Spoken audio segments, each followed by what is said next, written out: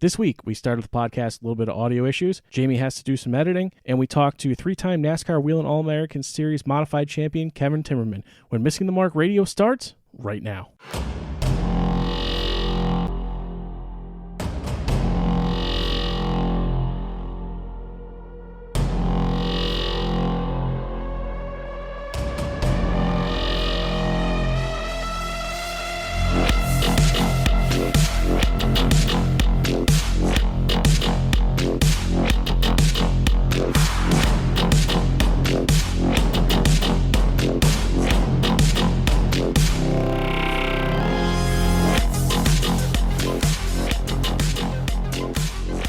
Welcome, everybody, to episode number 23 of your new favorite podcast, Missing the Mark Radio. My name is Jamie. Alongside me, well, at least this episode anyway, is one of my co-hosts, Shane. Remotely, we're going to try this. We're trying a little bit different. We're going to do it on Zoom. Try a Zoom call. We did Google Duo. It worked. It served its purpose, but we got a guest this week, so we're going to try to do things a little more professionally, I guess, considering, although you're in your car in a tank top right now. I am. I'm very comfortable. You look it. I mean, you look wonderful. I mean, despite the current situations, you look glorious, my friend. This quarantine's doing me some good. Is it? All right. It's okay. All right, man. Well, get some plugs out of the way here. Missing the Mark Radio on Facebook. You can find us on Twitter and Instagram at @missingthemark_. If you feel like you want to shoot us an email or for any sponsorship inquiries, missingthemarkradio@gmail.com. Did I miss anything, Shane? I think you got everything. Okay. I feel like I ask you that question all the time. I just feel like there's something that needs to be added there somewhere, and we just never get to it. Well, remember that one time we changed them, and then neither one of us could get it right, and then we switched them back. Yeah, I totally had to go change that back. I mean, I have a system, you know. It just kind of flows. Probably a little subconscious from that. Yeah, it's just stuck in my head. Like, let's make sure we got these right. Yeah, let's probably get those right if we're gonna have people follow us, right? Not a bad idea. Fair enough. So, unfortunately, conspicuous by his absence is Steve-O this week. Mrs. Steve-O had some surgery earlier in the week, so he is on lifting kid duty. And as we discussed, I think, on the last episode, his child does not exactly go to bed early like our children do. So, yeah, he unfortunately is going to miss this one. Steve-O, we miss you. Hope Mrs. O is recovering nicely. But, man, I'm kind of excited about this. I think one of my favorite things to do on this podcast is interview people that I find interesting. And this is going to be not short of that. Yeah, I'm looking forward to it. Yeah, so this week on Missing the Mark Radio, we're going to interview race car driver Kevin Timmerman. And it should be a lot of fun. I've met Kevin quite a few times. We're some friends on Facebook. I've watched him race a lot over the years. I'm a huge racing fan. Shane, not so much. So it should be, I fully expect non-fan type questions from you, and I'm kind of excited about that, to be honest with you. I wouldn't say I'm not a fan, but I'm not like a fan, if that makes sense. No, it doesn't at all. Like, I'm not tuning in every Sunday to watch races. Okay. I'm tuning in every Sunday to watch football. Well, I mean, you do realize that although they do slightly overlap, the NASCAR season does not officially 100% interfere with football season. Yeah, I mean, I have a favorite driver, but it's solely because he was ballsy enough to put its own face on his car. Kurt Busch? Corey LaJoie.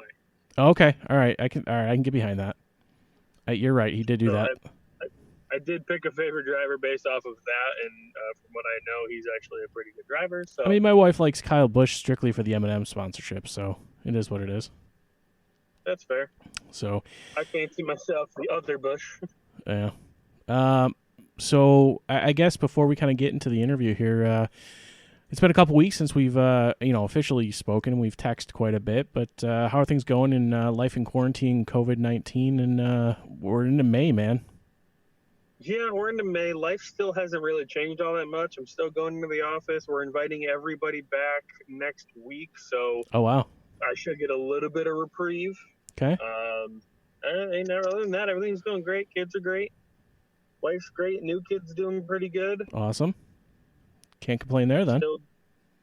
Still do late June, early July. We don't have an official date yet. No name yet. Wow. All right. So, Going to take that down to the wire, huh? probably. Okay.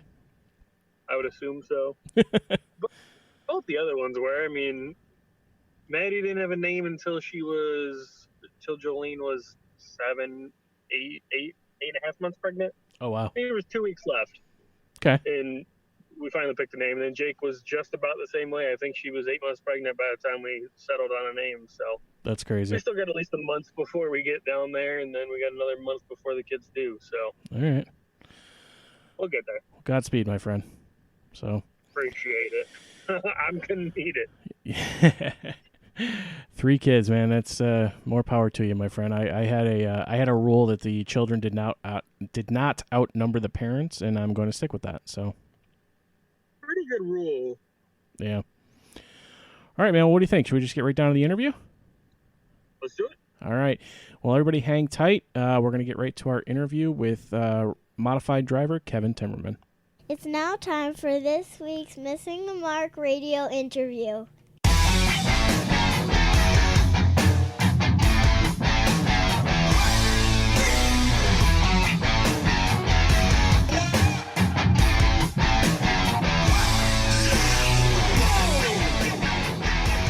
All right, I'd like to welcome in our guest at this time. He is a 3-time NASCAR Wheel and All-American Series Modified Champion, driver of the LJ Designs Apparel and Wraps, Adams Rascals Bar and Grill, Sue's Little Pizza Shop, Mr. Auto Parts Plus, Lazaro Performance, CBJD Performance, Timmerman Racing, number 17 Modified. Kevin Timmerman, man, thanks for coming on. No problem. Thanks for having me. Yeah, we're doing this kind of social distance style. Unfortunately, we can't do this in person, but Zoom will work for now, I guess, right? Yeah, I do a lot of it for school meetings, so I'm pretty used to it by now. Oh, we're freezing. We lost you there for a second. That's okay. So how's the quarantine been treating you and the family? You know, obviously you got I believe 2 little kids at home. I do. I have a 6-year-old daughter and a 2-year-old son. Everything's good. We're all just long days and busy with Zoom meetings, having to do stuff for work, having to do my daughter's work for school. It's a little crazy. Yeah.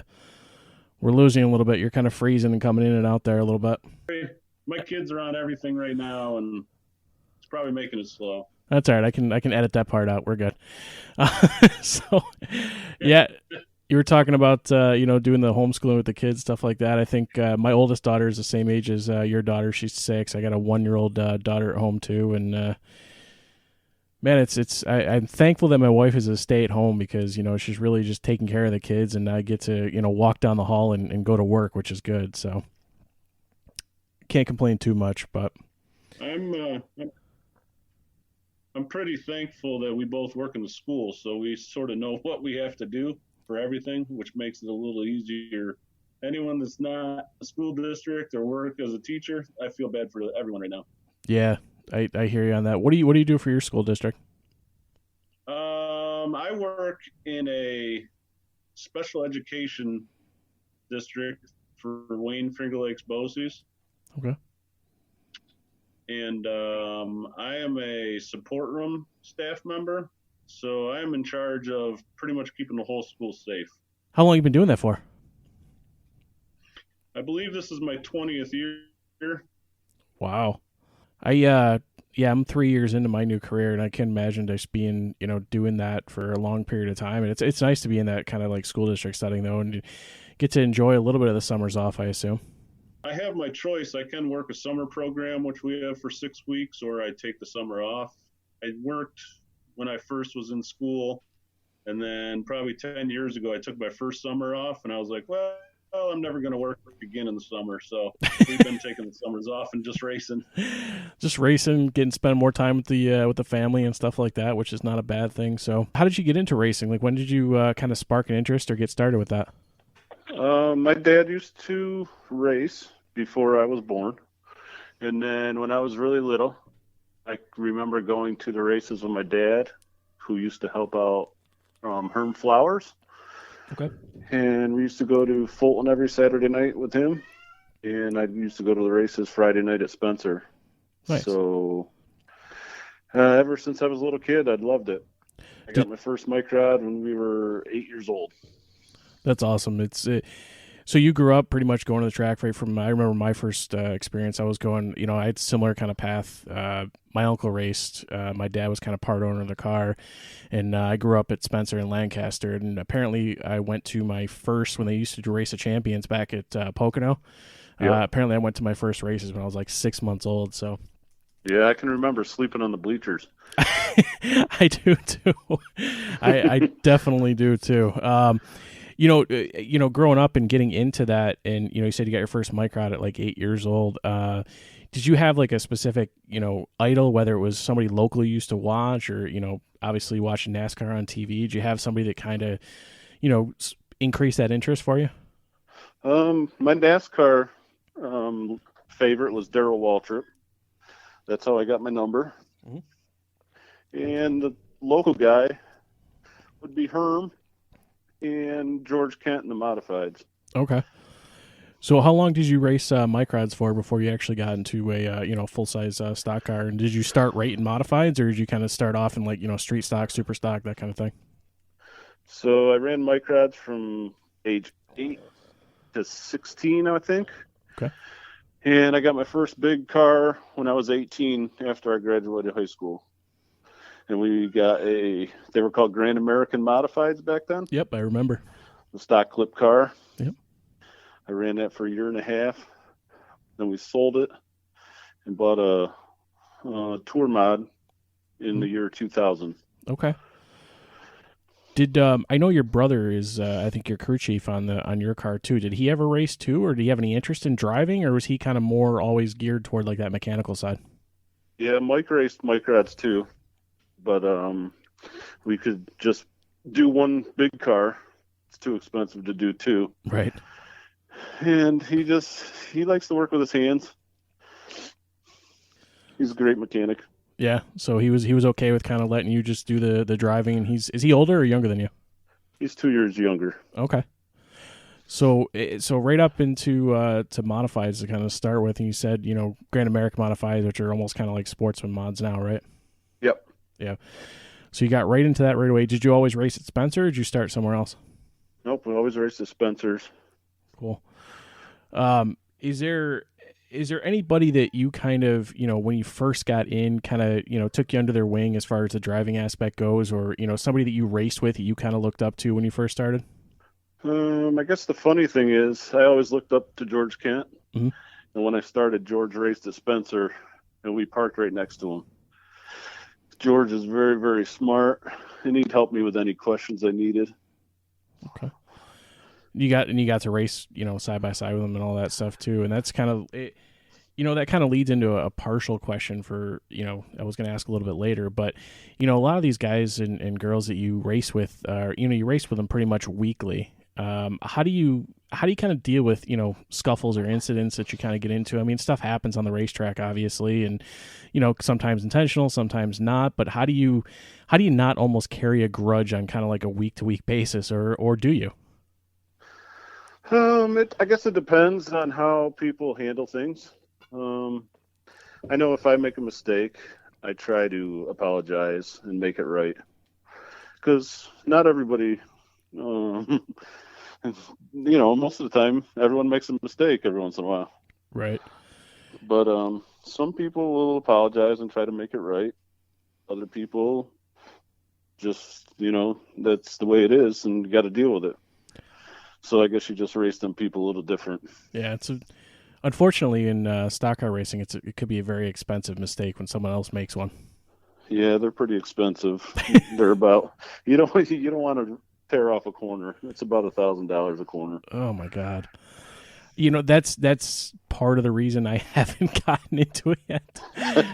I mean, like I said, I grew up, going to the racetrack, since I was 6 months old, going to my first race, and I've always, just dreamt, like I still to this day, I'm 30, well, crap, I just turned 36. I'm 36 years old, and I still dream of doing it. I got to do a driving experience at Oswego in a late model for the Rusty Wallace experience, and I was kind of nervous doing it, not driving the car. It was like going to be one of two things. Either I was going to get in, I was going to suck, or I was going to get in and I was going to be okay and really get the itch even more. And it was the latter, unfortunately. But sometimes sometimes the wallet doesn't necessarily support an expensive quote unquote hobby, I guess, right?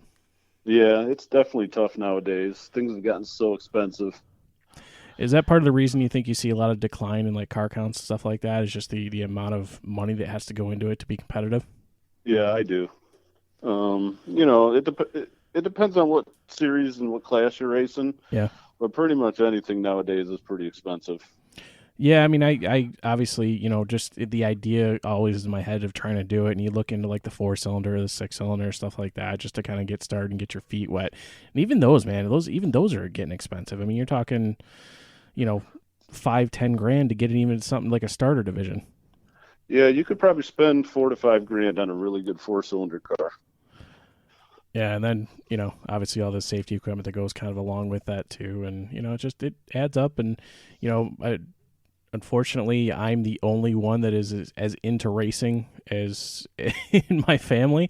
Which makes it difficult. Yeah, my dad kind of got burned out, going with my uncle all those years and, footing tire bills and, gas and, wrecking the car. And, it kind of wore on him, and he has zero interest. Like getting him, even dragging him out to Spencer on a Friday night to go watch a race is kind of like pulling teeth sometimes. So I just drag my daughter along. Yeah, it's definitely difficult. The older I get, the harder it is to go to the shop and work. Yeah, especially when you got 2 little kids. Well, you got to spend a lot of time in the shop to go fast. Yeah, are the kids into it? Is your wife really into it? My wife was not into it at all when I met her. Mm-hmm. She goes to watch every once in a while. Yeah, but I understand it. It's hard with the little kids. Right. My daughter could care less. And I think my son is into it. Yeah. How old is he? You said he's 2, right? Yeah, he just turned 2 a couple months ago. That's awesome. Shane, I feel like I'm dominating the conversation, man. I know you're not as deep invested into racing as I am, but some of the novice type questions might be good. What do you got, Shane? Anything? Nothing I can really think about off the top of my head. But before we were doing our little intro there, we were talking about how I did pick a favorite NASCAR driver, based off of one thing and one thing only, and that's that he was ballsy enough to put his face on the front of his car. Corey LaJoy from NASCAR. Would you ever consider doing something crazy like that? No, that's about what I expected. Any of that. You didn't hear him? No, he's like echoing.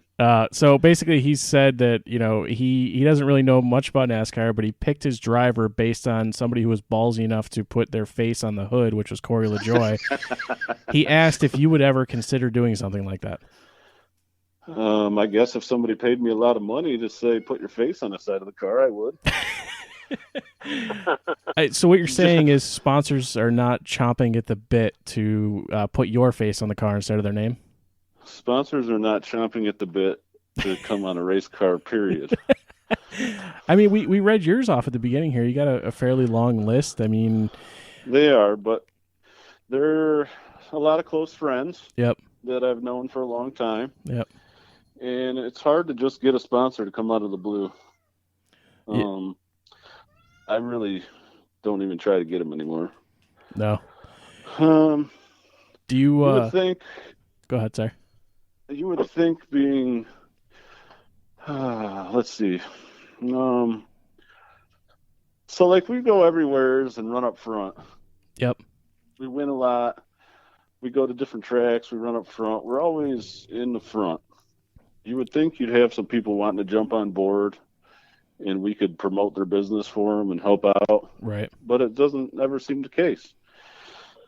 I kind of feel the same way about the podcast. I mean, we, history of our podcast, we used to be really big into pro wrestling, which, I mean, I still am. So the first 53 episodes of this podcast was a pro wrestling podcast until we kind of decided it was more becoming of an investment of trying to keep up with it to do it and kind of lack of creativity. So we kind of changed the name and switched over to a format where pretty much anything we want to do or say, I mean, the last episode before you came on here, we talked about stupid Tiger King. So, right? Oh, don't even call it stupid. I have not watched it, so I don't know. It's an emotional investment. I'll give you that. So, but yeah, I mean, we found the same thing. It's like, and unfortunately, and I'm sure it's the same thing with racing too, with podcasts. I mean, unfortunately, you got to spend money to make money, and it's really, coming down to, this is a hobby for us, and we enjoy doing it. We love talking about whatever we want to talk about. We love interviewing interesting people, which is why we have you here. And I just assume it's kind of the same thing with racing. It's like, it's an expensive hobby. It's something you have a passion for and love to do, but getting somebody else to see the benefit of it is becoming increasingly more difficult, especially in 2020.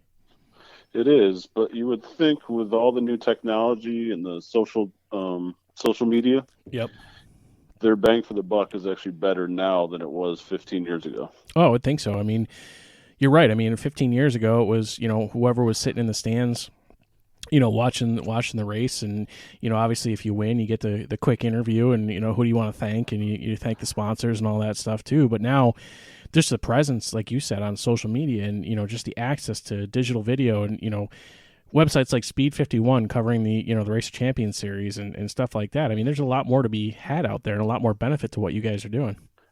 I mean, our racing page on Facebook, if I put a post up there, I get 1,000 people to look at it within a couple hours. That's crazy. The LJ Design sponsorship. Yep. I actually won through Facebook.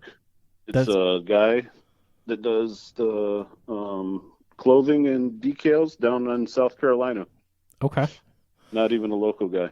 That's incredible. And was it like some sort of contest, or he just kind of found you and liked what you were doing, or how'd that work? He wanted to give out regional sponsorships. Okay. Like 4 of them. Yep. You had to submit your stuff that you've done throughout the career and what you're going to do. And he said he got over 400 or 500 entries. And then he called me up one day and said it was between me and some other guy. Interviewed us both, and then called me back and said I won it. That's awesome.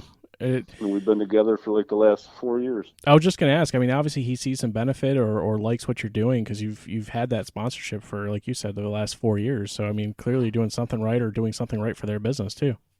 I try to push his business whenever I can.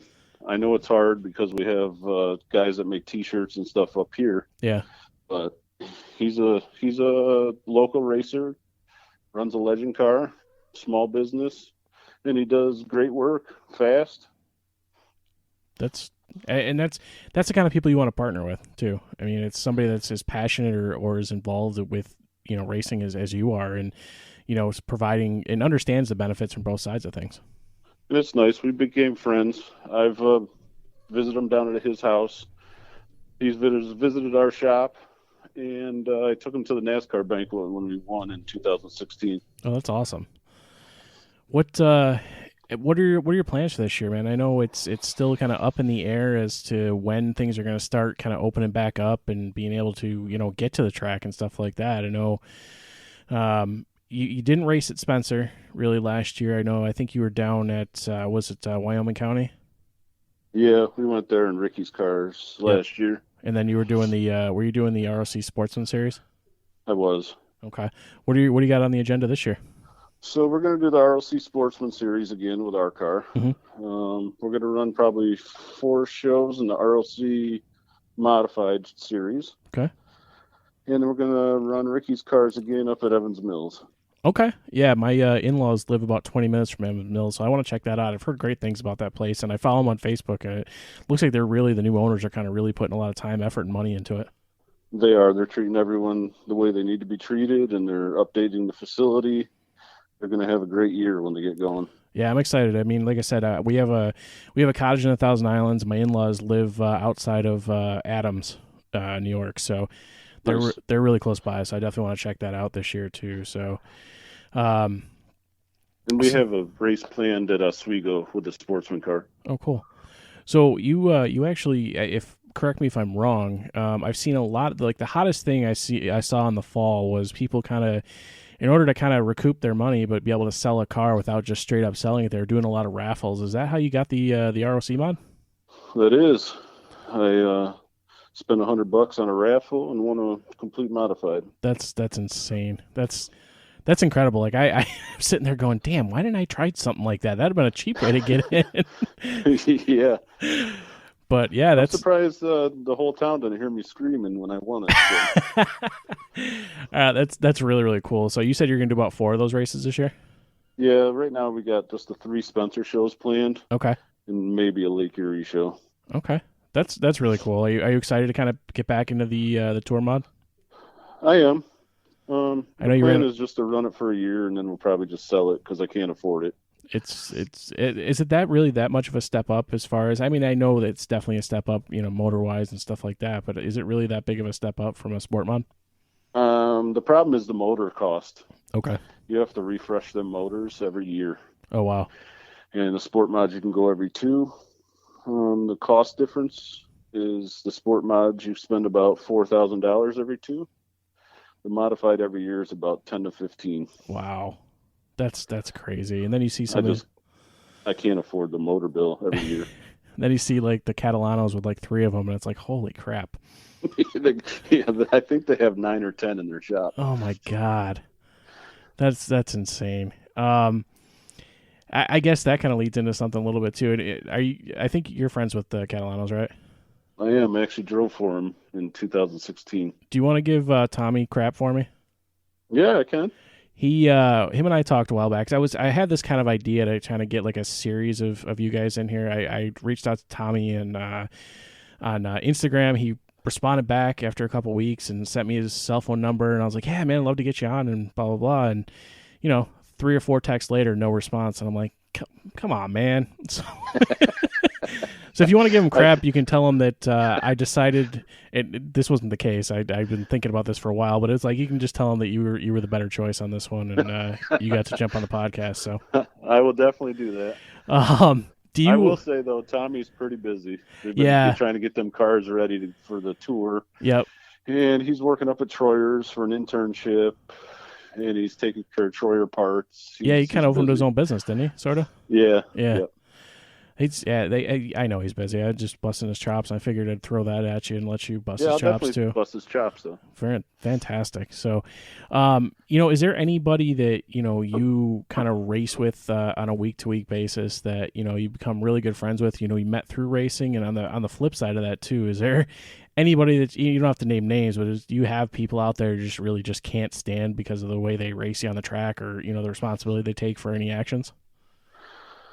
Oh, well, my best friend's Ricky Knapp, mm-hmm. but I've known Ricky forever. And, there's always guys that you're just going to have laughs with and hang out with, stop in, have a beer. Yep.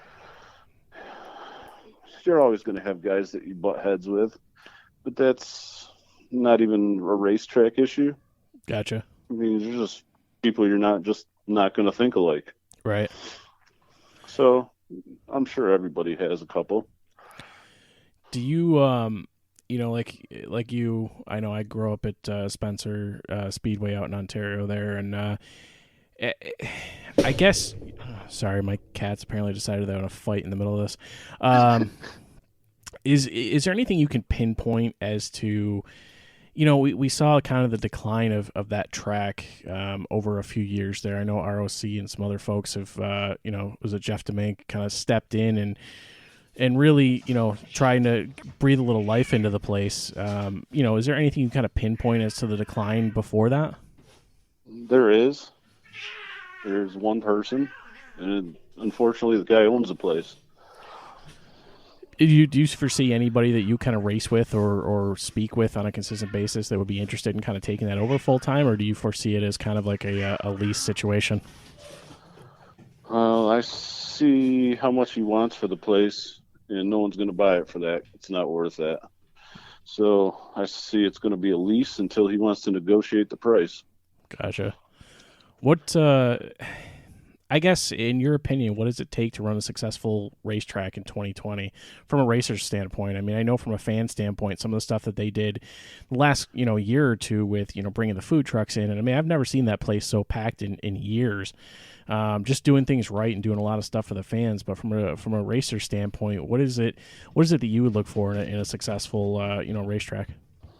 Nowadays, you have to have like a party atmosphere. Yep. I go to a lot of racetracks throughout the years, and you have to have good food. Mm-hmm. It has to be cheap, It should just be in like dollar bills only, so you don't have to make change. Yep. Transactions are fast.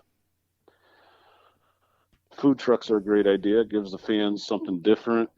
You could have a pizza shack. Beer. Got to have beer. Gotta have beer. I don't know if you've been to Weedsport. I have not. They have like it's like a beer cabinet. All sorts of beer. You have the tables, music going. It's just a great like party atmosphere. So when races aren't going, the people can go down there, chit chat, have fun, laugh. Yep. And then go back to the grandstand when the races come on. So basically, you're talking, good food, maybe even like a pre-race concert type thing, and just stuff to keep everybody entertained. And, even some of the stuff they were doing for the kids, like, I told you I brought my older daughter there. And coloring contests. Yeah. She had a blast. Like giveaways. She thought it was the greatest freaking thing that, some of the drivers and stuff were giving away candy, or, when they did the meet and greet, she got to go on the track, and she, being a little girl, she wanted to meet all the women drivers, and she met like Amy Catalano and stuff like that. And she thought that was super cool. She got a picture and an autograph and, pictures in front of the car. Of course, we got one in front of yours too, but, the pit tours was a great thing. Yeah. I mean, I don't know how much trouble it is for you guys, but it really seems like that interaction is something that kind of differentiated what you saw in the most recent, versus the past, where it was, all right, we're going to sit there quiet until the races start. And, hopefully, we get some excitement going prior, and then races done and everybody goes home. So it's right. You're right. I think people want to be entertained, especially now. And I think, especially with all this COVID-19 stuff, I mean, this may be a resurgence of this type of stuff when this all comes back open. Like, you got to have a product that people are going to come to. And I mean, you guys put on a hell of a show. I mean, my dad is of the old school, and we talked about, when he used to race, and, it was back in the day when, there was 35 super stocks showing up in the pits, you know what I mean? And you had to have a Consi to get in the show. And yeah, I remember that. Now he comes and, there's 10, 12 modifieds there, and he's like, where's the cars? But, he's of that mindset. And I go, and I try to bring up the point. I mean, you guys put on a hell of a show. Like, I'd rather see 12 modifieds where 8 guys can win than, see 30 modifieds and end up being a wreck fest. So I agree. But, I mean, that's just my opinion. I mean, last year was good. ROC and Demink did a great job bringing the place back, and it happened pretty quick. Yeah. I know the 2 shows that we had like 27 and 26 cars in our class. And for, nowadays, that's a huge number. I mean, that's pretty big nowadays. Do you think the days of, 20, 30 cars per division at a weekly track are kind of gone, and it's really kind of leaning more towards this touring series kind of thing? I think it can happen, but I think sometimes when a track wants to run weekly, they put too many divisions. Right. So when you have too many divisions, then it waters the fields down. If you only had 2 divisions, you'd have a lot of cars in each division. Right. Maybe 3. Yep. No more than 3 ever. I kind of agree with that too. I mean, it's when you get, you get the 4, 5, 6 divisions out there, and there's 7 to 8 cars tops per race. I mean, you feel bad too. And I don't know what it's like down in the pit area, but I hear people pissing and moaning about the 4 cylinders or the 6 cylinders. Like, come on, guys. They're putting hard-earned money and time. Give them the time. They put on a good show. I mean, but because they're not, the mods out there or the super stocks, everybody's kind of pisses on them a little bit. But everybody, everybody's got their own budget. Everybody's got their own time to get into this, and everybody's working hard. I don't think anybody's out there slacking. So they do a good job. What I've been saying ever since they started the 4-cylinder class is it's a starter beginner class. Yep. There should be pretty much no rules. If you have a 4-cylinder car, come race. It could be rear-wheel drive, front-wheel drive, truck, dirt 4-cylinder, and then you might have 35 4-cylinders show up. Almost race like them all together. Yep. And if you have different classifications on cars, have 4 winners in one race. Right, but then you still got the amount of cars out there to actually And then compete. you still have 30 to 35 cars racing. Be a hell of a show. Yeah, I can't disagree with any of that at all. Like, who cares about rules if that's what it's supposed to be as a beginning class? Right. Yeah, I agree. If it's something to just kind of get your feet wet and get really, experience to get out there and be behind the wheel, I mean, why not? I guess, I can understand it in the upper series where you got to kind of try to even the playing field. But for a starter division like that, you're right. Why not just kind of go for it and just get the attention? Because how many people, and I see this a lot, because I follow a lot of the Facebook groups, you see a lot of those guys from the, the 4-cylinders or 6-cylinders kind of jumping into super stocks. And then super stocks probably eventually lead to, a mod or, and it's. Yeah, you got to get the new guys hooked. Right. You want them to graduate up through the classes, not just stay in that 4-cylinder. Yeah, you can't. If you can't get into to begin with, then you're not going to move up, obviously. So I think that's a really fair point. I guess I really didn't think of that ahead of time. That's what I think, anyways. People been not too appreciative of what I think with that, but I think that's how you get the cars to the racetrack, because now we have different sets of rules for different racetracks. Yep. And you have 8 cars. Right. Do you think having a lot more of these touring series, like the ROC, Sportsman Tour and the mods and all that, do you think having something like that where you've got unified rules and going to be able to go to different tracks? I know it's always been the, as far as I can remember even thinking or talking, it's always been, well, if all the tracks just get together and run the same rules, you might get more cars and all that. Like, why do you think that so many tracks are so opposed to doing that? Everyone wants to just have their own ideas. Nobody can take their pride aside and say, you know what, it's the best for the sport. This is what we're going to do. We're all going to join together and have the same rules. Somebody always has to try to one-up somebody else. But it ultimately hurts everybody else as far as I can see. I mean, if you It's hurt everybody else for the last 20 years, and no one can see that but the racers. I mean, if you got the same rules for Spencer Speedway and Lancaster, don't you think people would travel? I mean, we're an hour apart, hour and a half apart? Yeah, you'd get some guys to travel. I would think so too. And same thing with, Chemung and, Wyoming County where you're racing with Knapp's car and in Evans Mills now. Yeah, that's a haul, man. It's not too bad. It's an hour and 50 minutes towing. Oh, that's not bad. Coming from Greece, it's about solid 2.5. So. Yeah, we're located right next to Spencer, so. Oh, perfect. Shane, again, I'm more overtaking the conversation here, but I am going to get you out to the track this year, and A, so you can see this in person. I'm going to get you hooked, and B, just so you can actually personally meet Kevin. That'd be great. I can't wait. You got anything? You have a good time, man. I haven't taken anybody that, because I'm one of the few friends that are into racing as much as I am, and everybody I've taken has been instantly hooked and amazing. It's like, all right, when are we going again? That's awesome. All I got to do is get them to stand near the fence as you guys head down the straightaway, and it's like, holy hell. You don't realize how fast you guys are going until you're standing right next to the fence there. Right. Yeah, sense of speed when it's close. Yeah, for sure. Shane, what do you got, man? Anything? Come on, you got to add something to this. I really more of like a personal car preference question. Like, do you have a favorite car that's not a race car? Ooh, that's a tough one. Oh, let's see here. I like a Cuda, the older Barracudas. Nice. All right, 60s. I can down with that. Shane, what do you got then? Where's your car? My favorite car of all time? Yeah. 1967 Dodge Dart. Okay. Nice.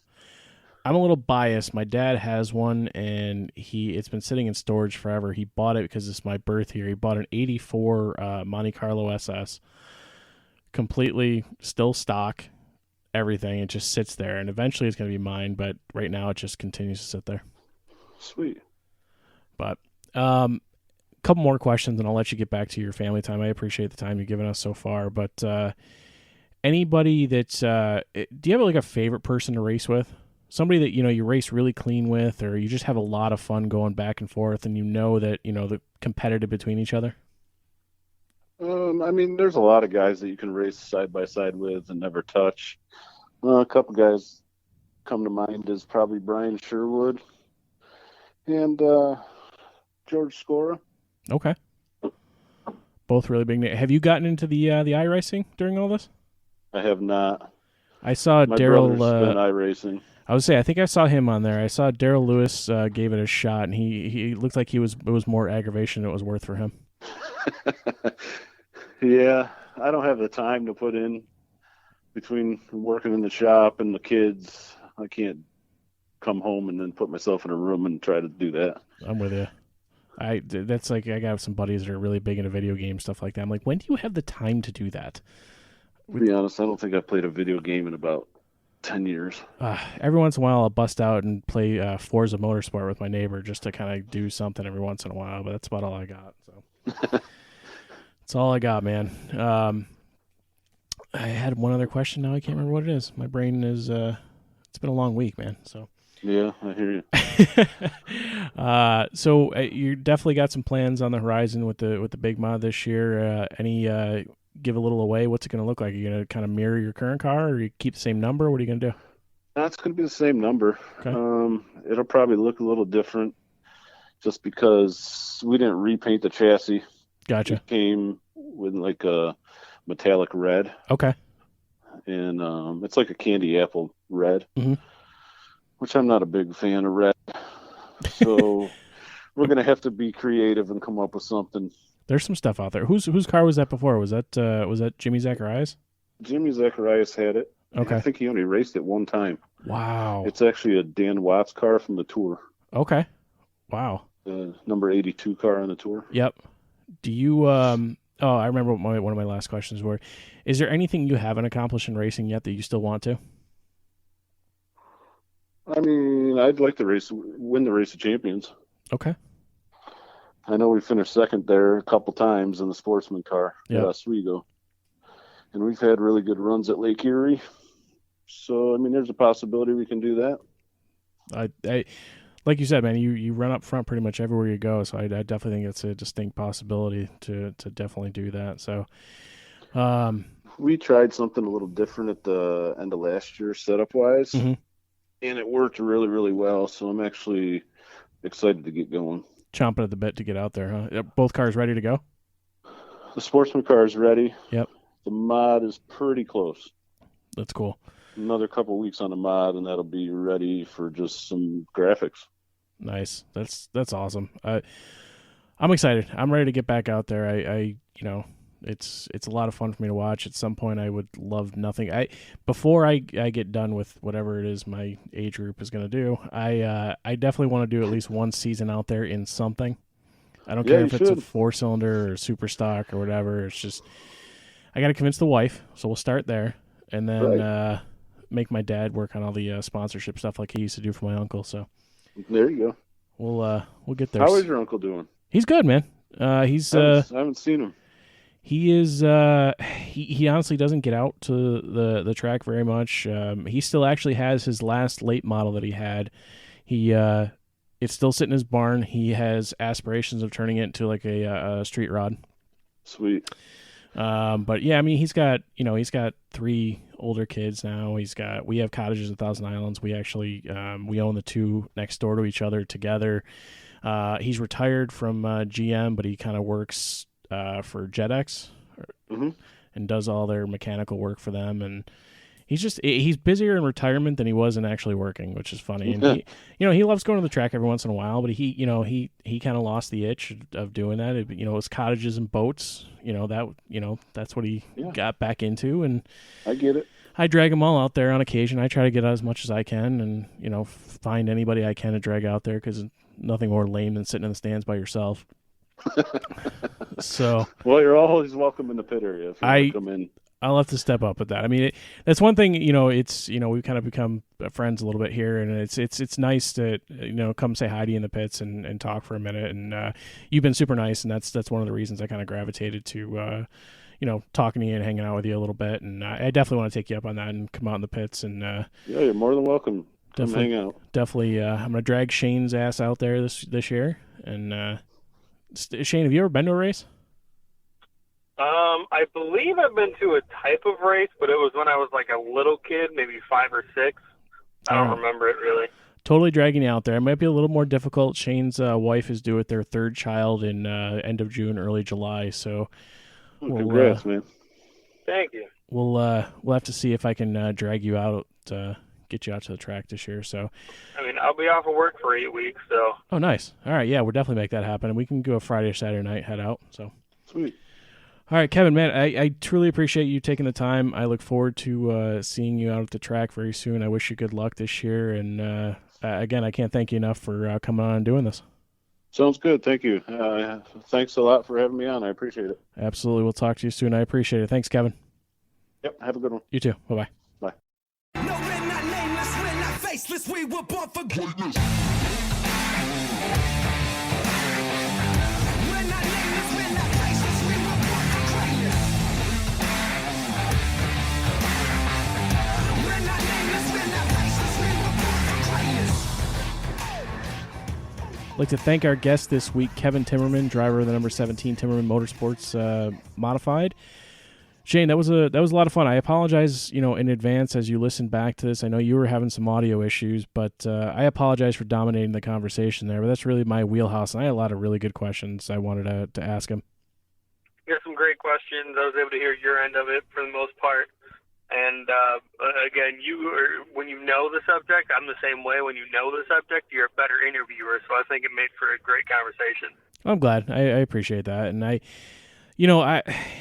I guess what the biggest thing that I'm kind of getting from this one, and other than, again, a huge thank you to Kevin for coming on. It was a great interview. I really enjoyed the conversation. Can't wait to get out to the track and see him race again. But I think, man, I'm really getting sick of social distance podcasting.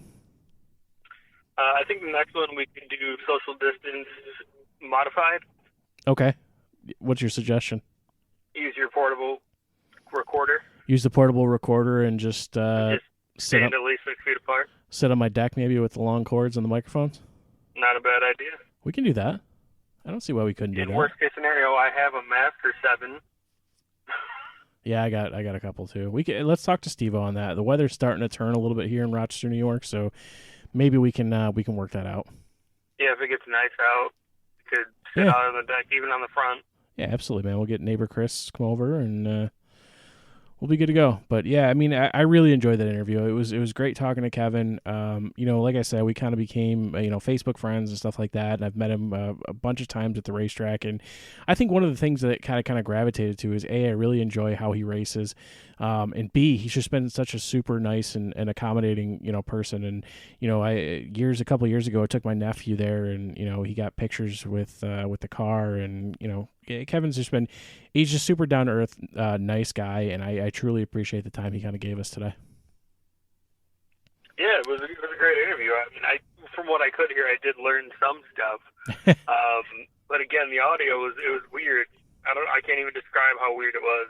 Yeah, it is what it is. I'm gonna have to do a little bit of editing on this one here to we had some audio issues to kind of start with. We tried doing it on Zoom, and it just didn't quite work out. But all in all, man, it was hone your producer skills. I don't need honing a producer skills, especially when this episode comes out in like 12 hours. So less than that. It comes out at 3 a.m. usually, and it's now 9:30 p.m. on Thursday, May 14th. It'll be out tomorrow morning, May 15th at 3 a.m. So I guess I got some work to do. I'll go say goodnight to the wife and go do a little editing.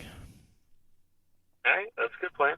But yeah, man, it was a lot of fun. I like I said, I truly enjoyed the conversation. I think a lot of people that may not even be interested in racing can definitely learn something about what it takes and really how things work around the local racing scene, and how things are good and how they could be better, and just a little bit of insight for people who don't necessarily know anything about the sport. And I can definitely encourage you, when things open back up on after this COVID-19 stuff, man, I encourage anybody, even if you don't think you're going to be into it, go to a live race, support your local racetrack, because I tell you what, I guarantee you're going to have fun.